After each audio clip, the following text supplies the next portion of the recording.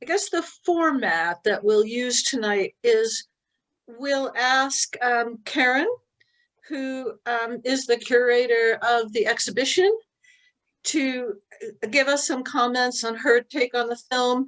We'll ask Clifford to do the same, give us some comments on the film. And then we'll ask Clifford to talk with, would you prefer having me call you Cliff? What do you prefer? I can't hear you, you're muted. Cliff, I'm sorry. Cliff is okay. Okay.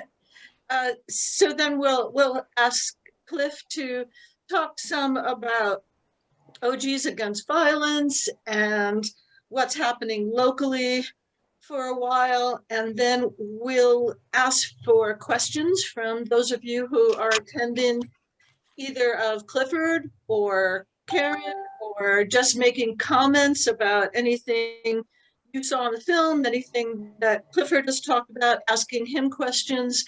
We'll just try to keep it to an hour, but that's kind of the format we're going to use tonight, okay? So it's 7:05. You think we should wait, Kim, or get going? I think we can get going. Okay. Well, now that I've laid it out already, we'll go ahead and ask Karen, can you give us your comments on the film? Everybody should know Karen Goodfriend is the curator for the exhibition that's up in the gallery now.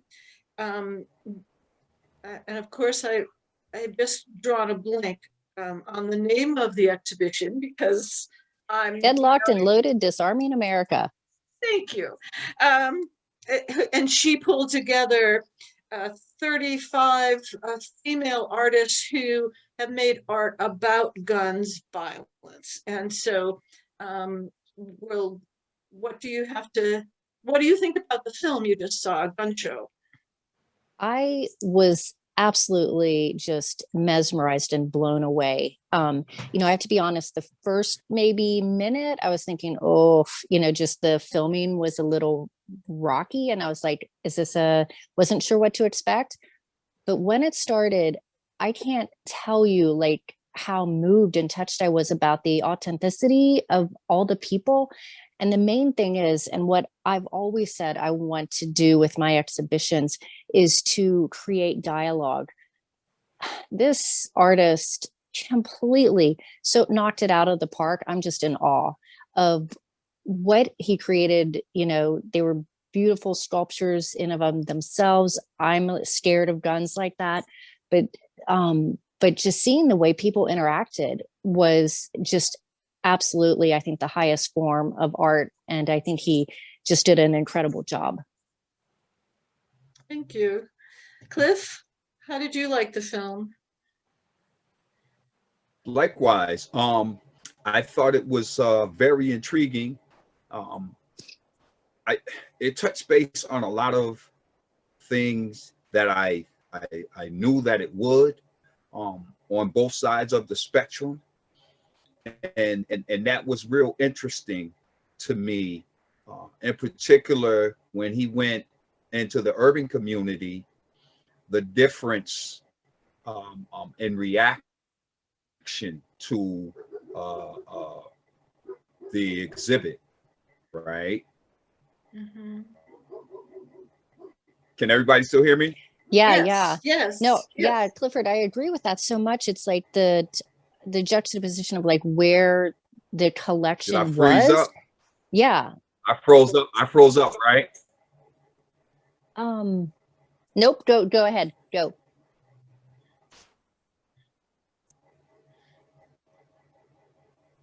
What do you mean? You know what? I think Clifford, if you can hear me, raise a hand. I think I had froze up. My computer had froze up on me there for a second. Sometimes it does that when we're on Zoom.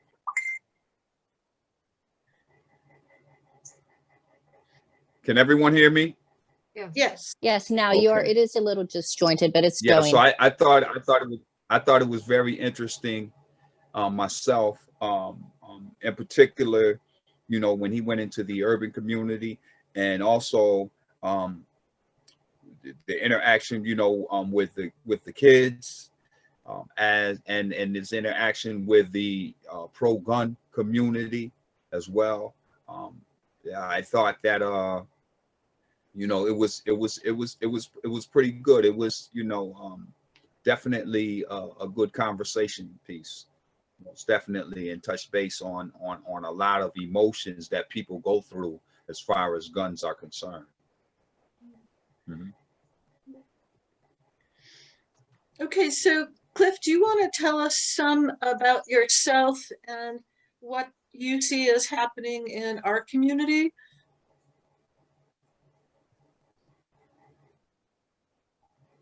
Yes. So, um, what's going on in our community is very tragic as far as gun violence is concerned. Recently, we just lost a little baby toddler to gun violence, um, and that that in itself is really tragic. Um, so what I do, you know, in dealing with that is support the family. You know, what we're facing nationwide, as far as gun violence is concerned, is tragic. Um, Here in Syracuse, we're having shootings every night.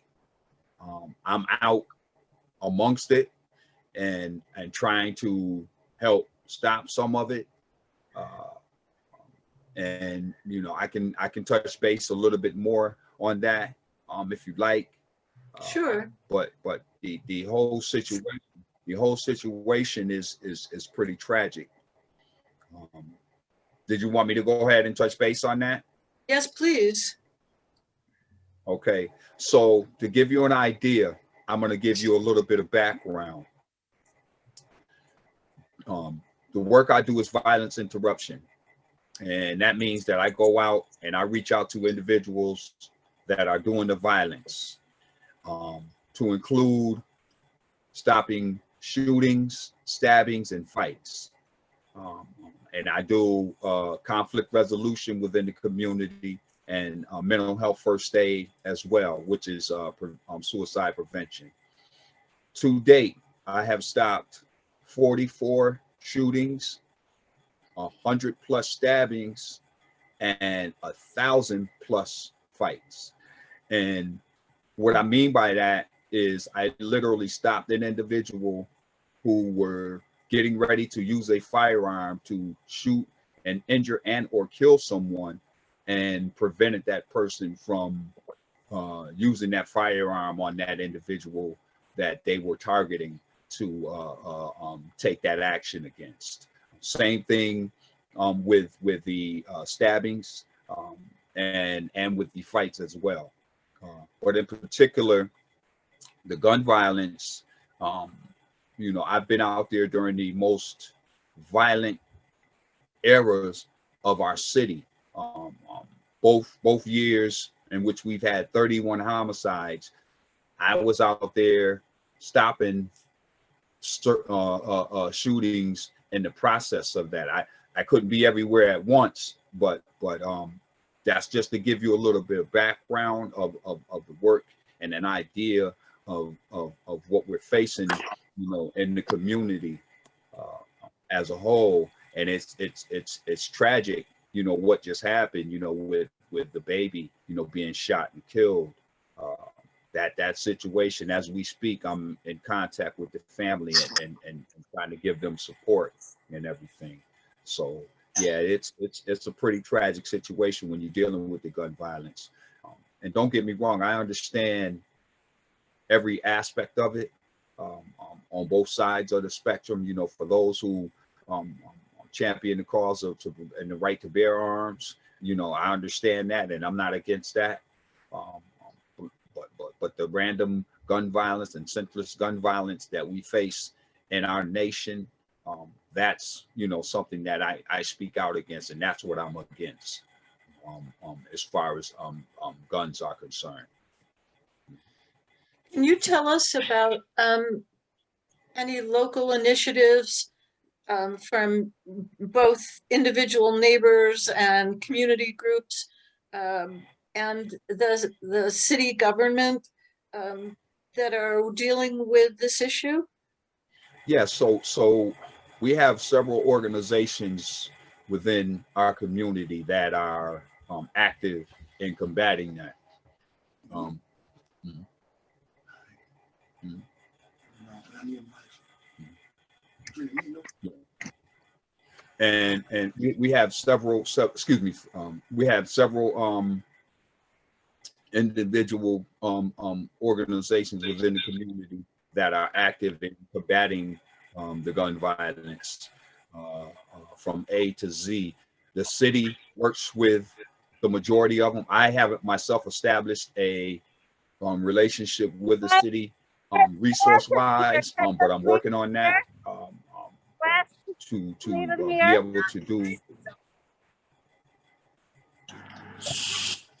be able to do a little. My car was there, but he's just went to the Did I freeze up again? No, everyone should put their I'm mic sorry. on mute. I was just saying everyone except for Clifford should please put their mic on mute. Okay. Yeah, someone Yes, was just talking over you. Yeah. There's several organizations within the there's several organizations.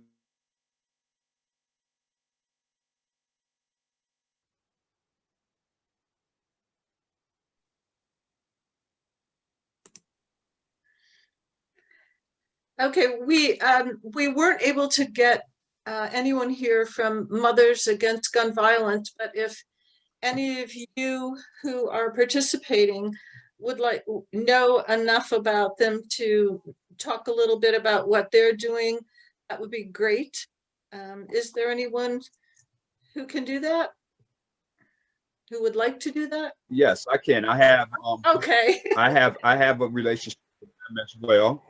I was with a member last night, and we were at the vigil for the little baby child that was shot and killed, and they couldn't make it for this Zoom conference, but they do similar work in the community as well. What they do is they support families of loved ones who have been victims of gun violence, and they provide resources to the family in that regard.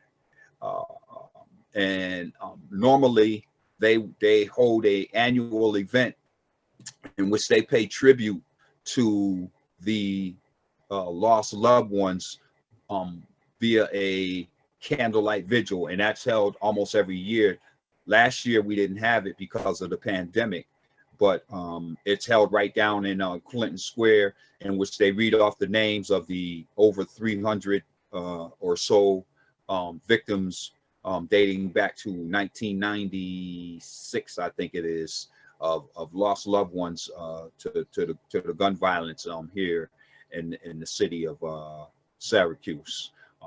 They're very active as well in the community, and the president was out with me last night, and there's a live video on my Facebook that you can go in and watch and see the vigil from last night's vigil for the baby who was shot and killed. Mm-hmm. Okay, I'm not sure. I guess what we can do, if you have the ability to, if you have the reaction button at the bottom of your screen and you want to, virtually raise your hand to say something, use it. If you just want to wave your hand and unmute your mic and make some comments about the film, about the exhibition we have, about anything that Cliff or Karen has brought up, we'd be happy to hear your comments and questions. Don't be shy. Please, I welcome the questions. Okay. Hi. I hope I'm not interrupting. I hope somebody else wasn't trying to go. I'm Carmen, and first I just want to say hello and thank you to Cliff for all the work that you do. I've seen you all over the community. I see your signs, the OGs Against Violence signs up all over my neighborhood, and I'm grateful for it. And I have a lot of gratitude for you. I watched that video from the vigil, and it was absolutely, I mean, it's heart-wrenching. This community has been torn apart by gun violence many times. This is just the latest, but also, of course, I mean, you have to kind of say it's the worst. This is an 11-month-old child, the youngest victim of gun violence ever in our city. So that's like a new thing. You know, I have some thoughts about the film. I really enjoyed it in general. I was also mostly struck by the things that you already talked about, the different reactions in the different communities. But I just like, I keep thinking about how we're sort of in this weird position right now with all the gun violence happening at the hands of police. And then there's this gun violence in our communities, but we're at a point where we really don't want to use the police. We don't want to, you know, we don't want to bring them into a situation. So it's like, where do people go? What do we do? You know, there's street justice to solve things. We're kind of trying to say, and I know I heard people saying this at that vigil, you know, like, if you know anything about this, like, tell the authorities. But at the same time, how can we trust the authorities right now? So I don't know what I'm really asking. I would love to hear, you know, your thoughts on that. That's all I could think about when I saw this film, and yeah. So, you know, give you insight. Whenever someone in our community is shot and killed, that's a pretty traumatizing situation. I myself have faced it. I've had a son shot and killed as well. So I know what that hurt and pain is like, dealing with, you know, someone being shot and killed. It's very traumatizing for the community, you know, in which it happens, right? And you know, for a parent to experience what you just spoke of, is tragic. You know, keep in mind,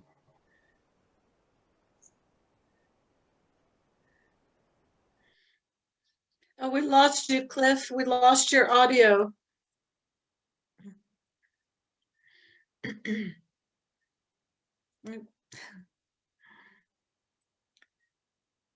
double-edged sword right here. That's like you're getting hit from both sides of the spectrum in that regard, and you have to try to mentally you have to try to be strong enough to handle that aspect of it, and you know, it's a challenge. It's a strong challenge, you know, and that's where the support groups come in, such as mine, such as OGs and other organizations who are doing things in the community, that represent that support within the community. Mm-hmm. Okay, Karen, you have your hand up. Yeah, I do. I wanted to say to Cliff, first of all, I am so sorry about your son, and thank you so much for the work that you're doing. So I sort of have two questions. One is sort of personal, and one is professional. The personal one is, I'm just wondering, how do you personally diffuse from, like, you're out there like almost like, you know, a soldier or a guardian angel out there on the streets. I'm wondering, how do you diffuse from having all this on your shoulders? And then the second question is Syracuse doing anything like other communities around the country, like say in Denver, where they're sending trained like medical professionals or like, you know, people, psychologists or whatever, so they can help diffuse situations. Because I see that happens so much because the police are completely not trained in knowing how to read people like a medical person would, because they seem to be having some good results with that, of having them tag team so they can like, or they get called first before the police do. But anyway, I know that was a lot, big two questions, but. So yeah, to your first question, it takes a lot of mental stability to be able to handle a situation like that, and maintain, you know, mentally as well. Yeah. And then to your second question, within the city of Syracuse, we're trying to form teams, you know, so that we can address the issue, you know, as a whole. And last night there was a gentleman from the EMT service out there who was directly involved in trying to save the child's life. You know, there is a relationship with the hospital in that regard for victims. They have a team that is on standby to come up and to the hospital and support the family as well in that regard. Can everybody still hear me okay? Yeah. Yes. Yeah, actually my question is a little, Okay. my question, Cliff. And yeah, it's pretty challenging, Karen, you know, from every perspective that you can imagine. Yeah, actually my second question was more rather than like trained people to go out, like say if someone is sort of like a little acting crazy on your block, and you would call somebody that would come out instead of the police, you know, because they've been having luck with that in just a few communities around the country where it's like a lot less people were getting shot because they would actually send someone out who could address and recognize a mental illness rather than just someone being aggressive, and that could diffuse it. And that's what I really would like to see happen. And that was more my question. Is any people like working together for that to like defuse it so the police don't come and like taser or just shoot somebody? Well, we don't have that in our city. We don't have that, but I can tell you that I myself have been in that position and had to help defuse situations pertaining to police involved situations. So I'm kind of like a jack of all trades when it comes down to dealing with what we in our community. And to give you an example of what that looks like, I was on the corner talking to some young men that I know engage in violence. And in the process, an officer pulled up, 2 or 3 of them pulled up in cars, and they jumped out the car, and that sparked a little bit of anger amongst the young people that I was speaking with. And I was able to help escalate that situation to where no one got arrested, and no one got injured and or shot and killed, and no one was hurt. You know, that's me being right there on the spot. And I've also stopped a full-blown riot in which the community was getting ready to clash with the police department. And during the George Floyd protests, we kept that to a minimum. I don't know if you've seen the footage yet of me standing down there downtown, stopping the protesters from continuing to damage the law enforcement of the public safety building and stuff like that. But we don't have anybody out there from a mental health standpoint that travels throughout the city and does that work that you speak of. Yeah. Well, we need like 1,000 more of you. I would We only do. say in the 90s and the early 20s, groups of folks would immediately be called if there's some action in the neighborhood, particularly when there was early violence here in Syracuse by groups. And we would go out and talk with the kids, and we would also follow up with families. And then the third portion is that we would also attend funerals and be a support to the families. But since I'm old and I don't get out in the street like that anymore, it's up to the young people like Clifford to carry on. But we were an active force in the community during those times. I remember very well, Ms. Page, and I'm trying to duplicate that. That work that you speak of, and that was happening. Times have changed now, and there's a whole new different element with the young people now than it is when me and you were coming up. So the whole mentality is entirely different now, and you have to make your adjustment. And that's in itself something that you have to unpack when you're talking to these young people. And I've gained a respect with them to where I can diffuse a situation, and I go out there every night. I attend all the funerals, support all of the families and different things like that. But like she said, I'm in the process of trying to bring more individuals in to get involved in this aspect of our violence prevention here in our city, because this is the last aspect of it, right? The boots on the ground is the work that is needed within our community. We have to go out and reach out to these individuals.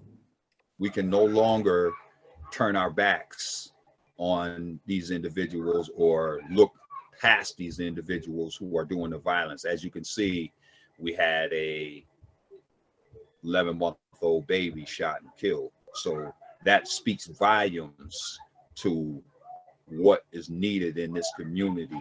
The boots on the ground is a component of that. I've seen three other hands go up. So John and Carol and Carmen, why don't you go ahead, and we'll start with John.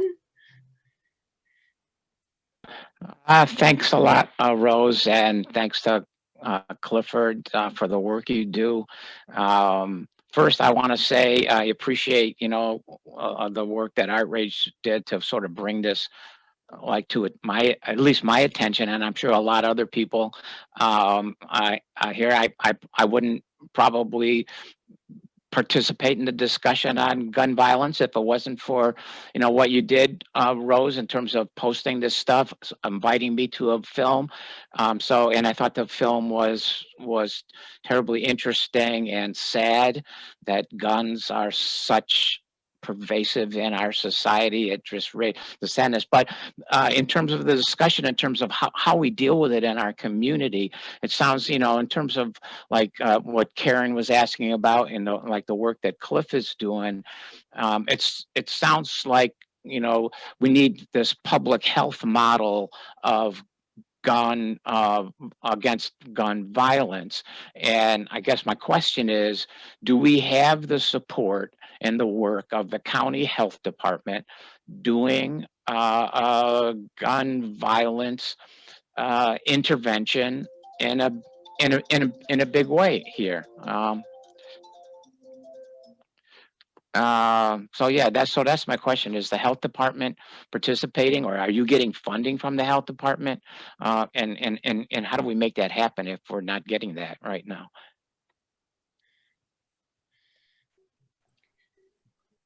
Was that question directed to Cliff? Um, Yeah, okay. go ahead, Karen. Oh, sorry, guys. I'm sorry. What was the question that was directed to me specifically? Yeah, I didn't make it specific to which one of you, but you, Karen, or Clifford. I was curious. Do we have the support and the working of the county health department in terms of doing gun violence intervention here? Because it would seem that we need to have that. We need to have funding, and if we're not getting the funding, I heard that Ryan McMahon has got a lot of money to spend, and maybe the time is to tap him for some of that money.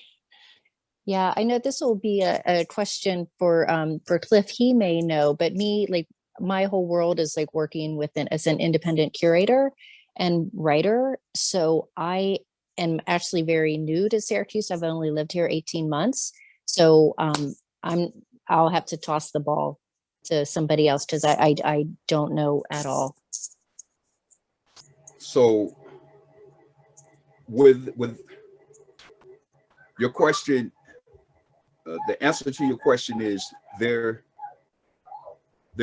is funding, and they have to make that available to the organizations who are doing the work, such as myself. I'm not funded, right? I've been able to sustain the organization through private donations, but if I could get resources from the city, I could do an even better job, and that's the direction that I'm going in. That's the long-term goal as far as OGs Against Violence is concerned, is to tap into some of those resources that I need to bring more people in to do some of the work that you're speaking on. And Clifford, and that United Way has put out a special grant over the last several months for African-American organizations, particularly, yes, I've that heard are about working. I've So heard that about would be an area you may want to look at, both in terms of funding current programs, but also in a sense like a business giving you startup monies so you can put your organization together and so forth. Looking forward to, yeah, definitely. I'm looking You to might try want to to talk to Sean Reed, or Peter Dunn is the ED over there. Okay. Thank you. I'll look into it. Definitely. Absolutely. So then we're trying to tap into every resource. Go ahead. I'm sorry. That's okay. Carol and Carmen both have their hands up. I would see to Carmen if she has actual information first, because I have a feeling you might. And then I would go after you, Carmen, if you have it. I appreciate you.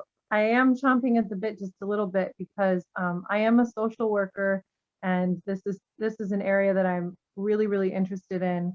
I've worked for a while in the kind of crossover between like family court and social work, and kind of in a similar way.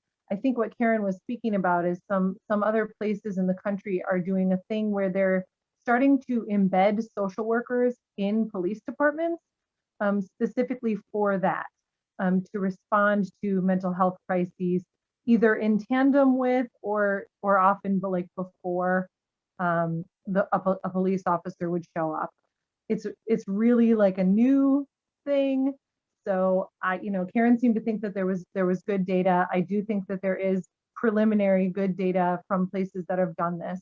I will say too that here in Syracuse, they do have the mobile crisis unit. That though is really specifically for mental health crises. There's apparently really only one that's a mobile crisis unit that will go out to people. So of course you can imagine they might not make it to all sorts of scenes.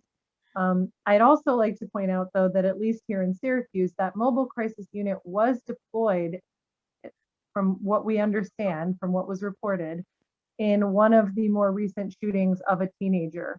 The young man out in Jamesville, Judson Album, it was reported that the mobile crisis unit responded before police. We don't know much else about it, but we know that that ended with a fatality. The police from many different departments shot him and killed him anyway. So there definitely is sort of like a difference, Cliff, I want to say, between what they do and what you do, and we need to find a way to marry those two things together, because it's mental health, but it's also, yes, very specifically related to gun violence. So there has to be not only just like a mental health kind of de-escalator, but someone like you who understands that whole other side of the spectrum, because people can be called, people could get called on somebody thinking it's a mental health thing when really it's, yeah, just somebody who's really upset and wants to use their gun to go and, I don't know, enact whatever type of justice they think that they need to. So we do need 1,000 more of you. She is correct. But I just wanted to put that out there, that those programs are kind of being thought about. And I will say publicly, for one, I would love to be a social worker to do that work. So let's talk, Cliff. Maybe we can figure something out. Thanks for listening. Absolutely, most definitely. I'm looking to get involved with any organizations or anyone who has any input and any ideas that they want to bring to the table. Please reach out to me. I'm going to put my information in the chat so that you can contact me. I'm open to all ideas and suggestions as far as the organization is concerned. I know that I'm on the right path. I just have to get more people involved. I have established a board of directors as far as the organization is concerned. I have a treasurer, a budget director. I have a chairman.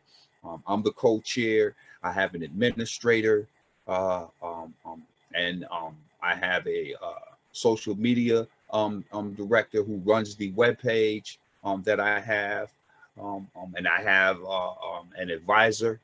I also have a grant writer who's exploring many avenues. So things are picking up and things are getting better. But we do need, from a mental health standpoint, I can tell you that the city has to do better. We have CPEP, but CPEP doesn't serve the needs that the city really intended for it to serve. We need people out in the field, like you said, Carmen, who are equipped to go out and deal with, what we're facing in our community, and as you've seen it during that movie, you saw the mental health aspects of it when he was talking to people, the different reactions to the art display, and they were letting him know that how it affected them mentally, mental health wise. The little boy began to almost cry when he was talking to the little boy about the display and everything, and this is something that has to be addressed, and they have to put the resources behind it, and it can't be an issue of, do we have enough money to do it? Because that's what the problem is, right?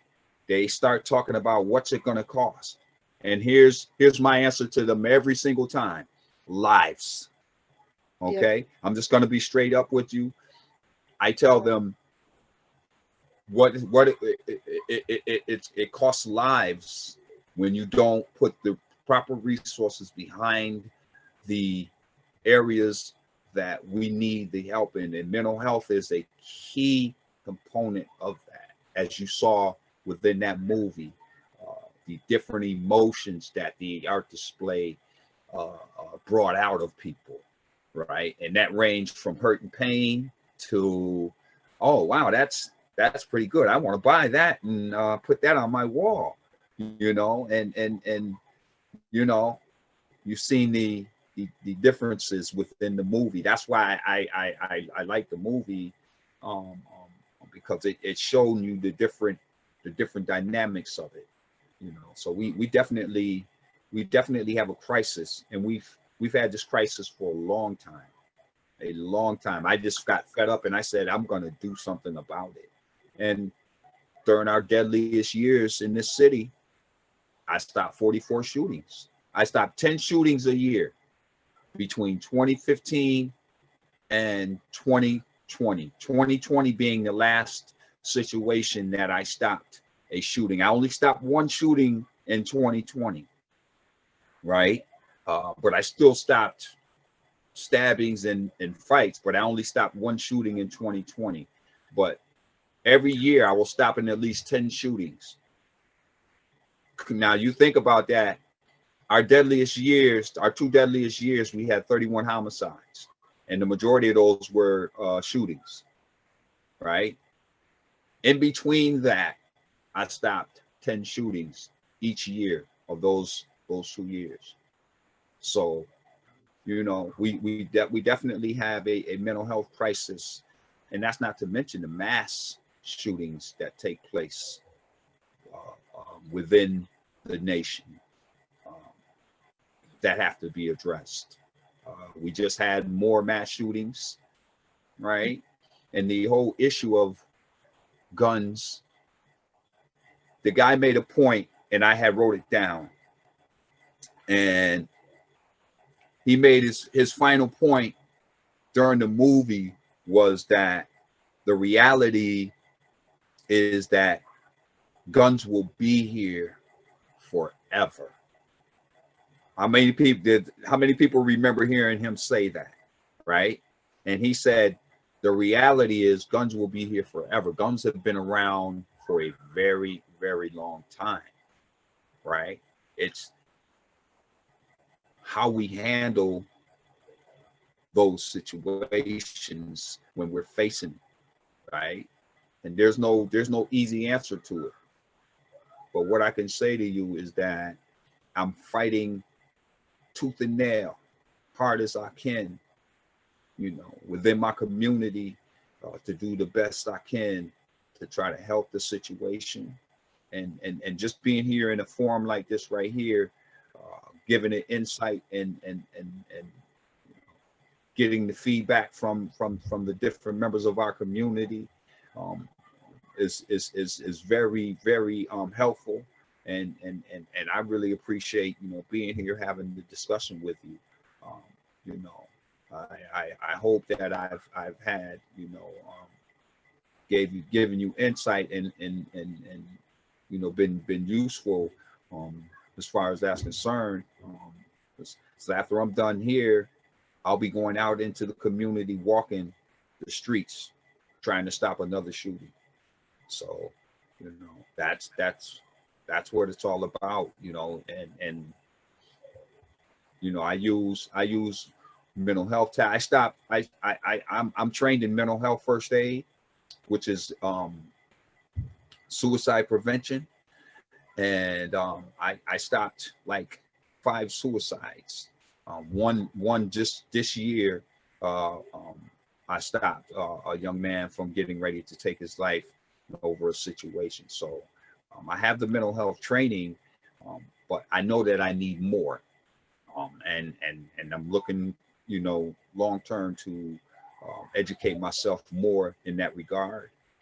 We need to get you some money. It's not Cliff. something that's yes, that's what I've been saying. The resources I need are a key component to, you know, and I'm being patient. I'm being patient because you can get frustrated. Let me just tell you, you can get frustrated And the first time I began advocating was in 1999, right? But what happened, I got frustrated and I walked away because of the bureaucracy that we face in our community when you're trying to get funding or you're trying to get, you know, the tools that you need. And I let my community down because I walked away.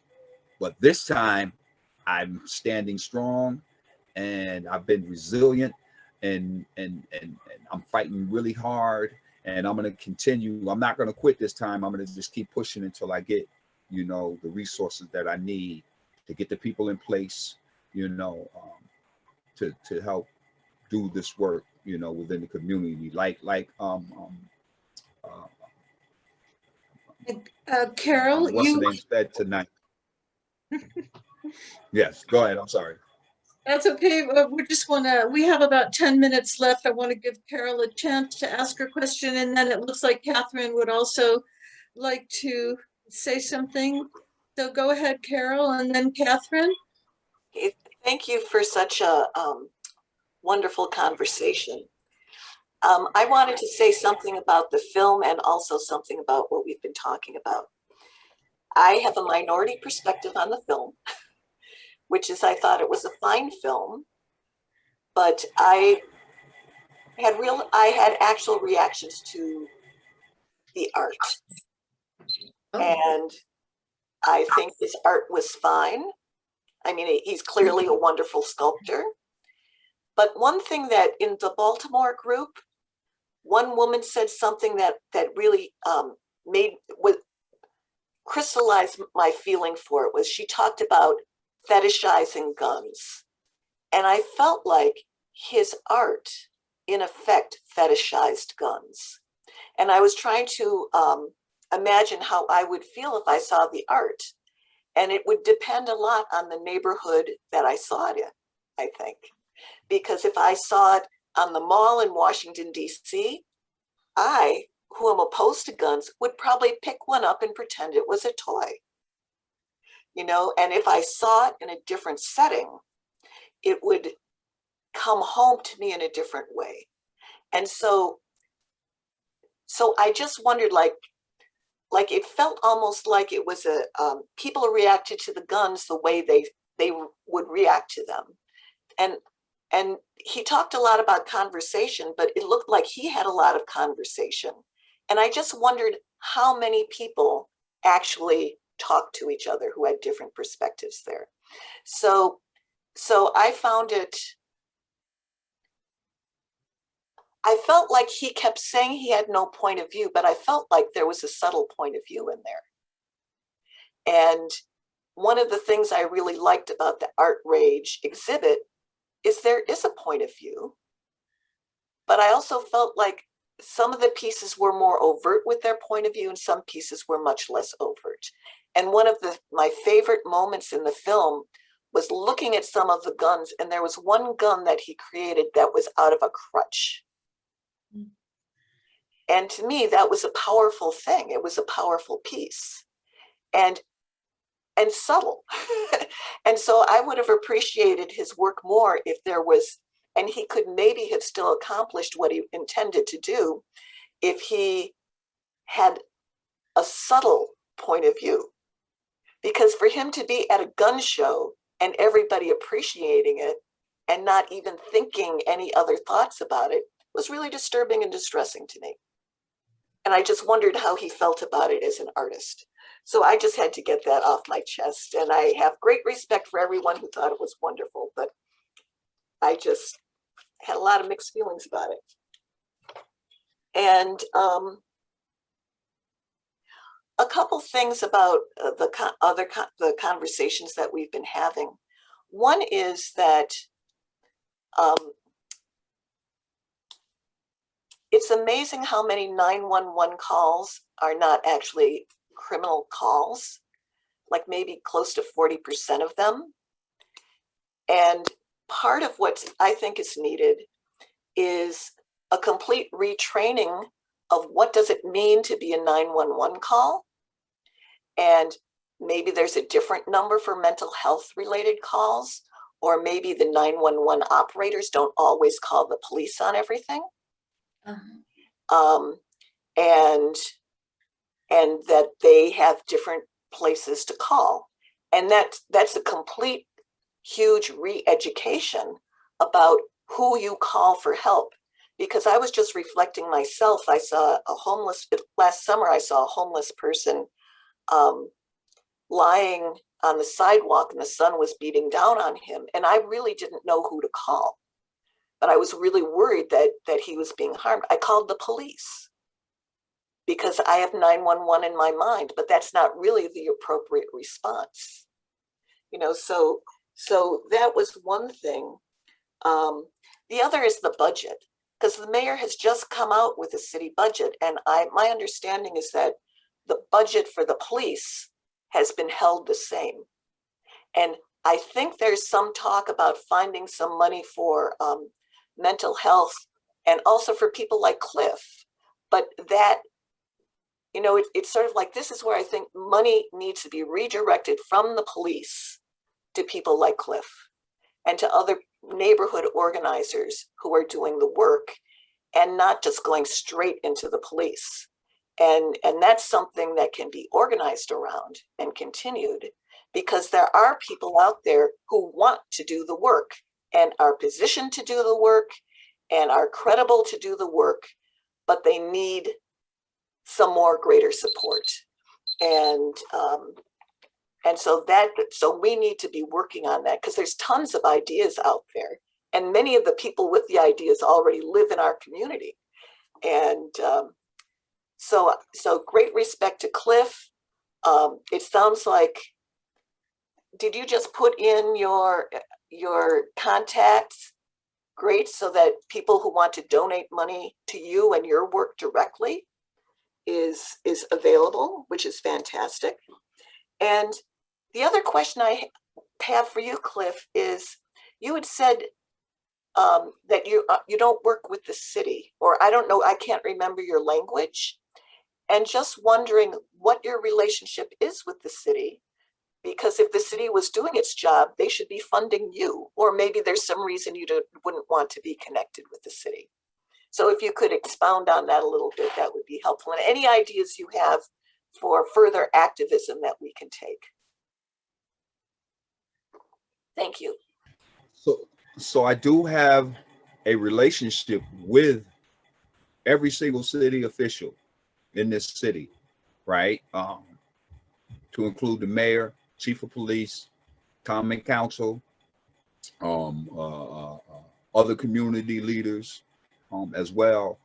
And I've been pushing pretty strong for the resources in that regard. So what I've put in place was I've brung in a consultant, and they're helping me put together a violence interruption training program. And when that program is complete, and I'm looking for that program to be complete by, I want to say, the 1st of May or mid-May of this year, and that will eliminate any excuses that they have pertaining to the organization. So they've shown support in that regard, but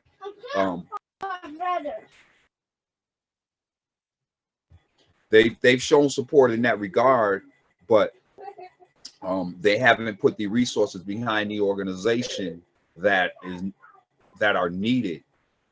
And as I said, I've been very patient, and everything that you said, Carol, I've spoke on to city officials, so they're well aware of what is needed to bring the situation to the next level. And folks such as yourselves can here's what you can do to aid in that.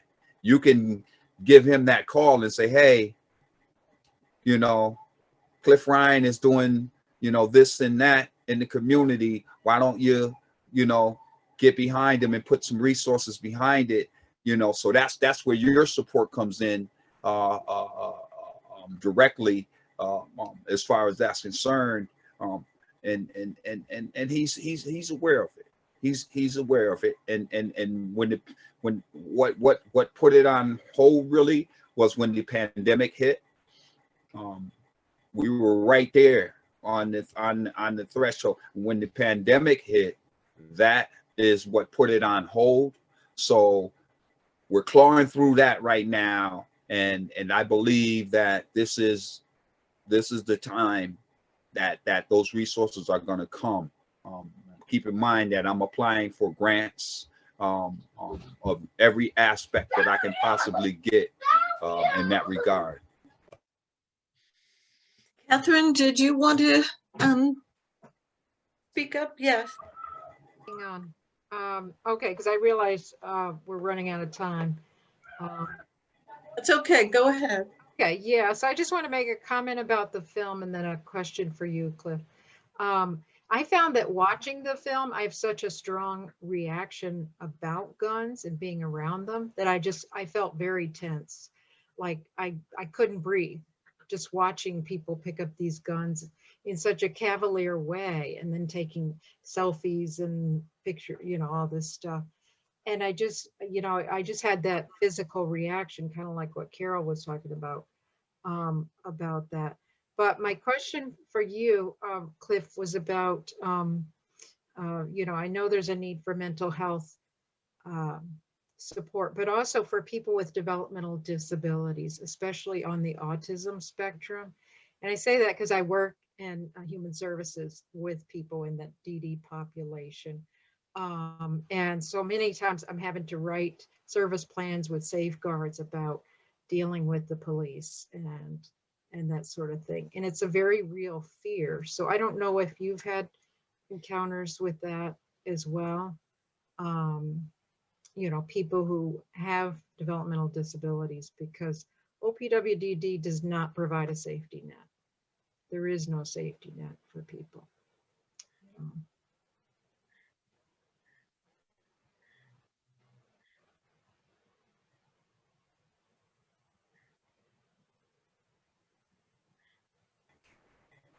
So I also have worked with you know, people in the community with disabilities as well, and that's a whole new situation, you know, to deal with, and you know, a lot of times people aren't understanding, you know, they aren't understanding that aspect of it. And you know, what I do is I'm just trying to educate myself more from that perspective. And when I'm dealing with, you know, an individual such as you speak of, you know, I handle that properly, showing compassion and you know, embracing that person and showing that person that love that I know is necessary. And usually in those situations, it works, as you know, when you're you know, you're showing that individual that love, you know, that's very important. And you know, we're facing a strong crisis within our community. There's a lot of issues that have to be addressed, and we as a community have to come together and voice our concerns. So everybody here, be a voice, speak up to your city officials, you know, let them know, you know, how you feel about the situation, because we have to continue to, you know, fight strong, you know. Anything that I can do to support you, please don't hesitate to let me know. You know, most definitely, you know, I wanna be able to have a stronger impact than I am. And I plan to continue to keep fighting strong with you, in the community, most definitely. So, yeah. I think we're going to end now, but we don't want to end without saying thank you, Cliff, for the work that you do, for the thoughtful conversation that you made happen this evening. And I'm hoping that everyone will take Cliff's contact information. You can help in whatever ways you can. Donating is always good, but also suggestions, helping with contacts and things like that couldn't be more important.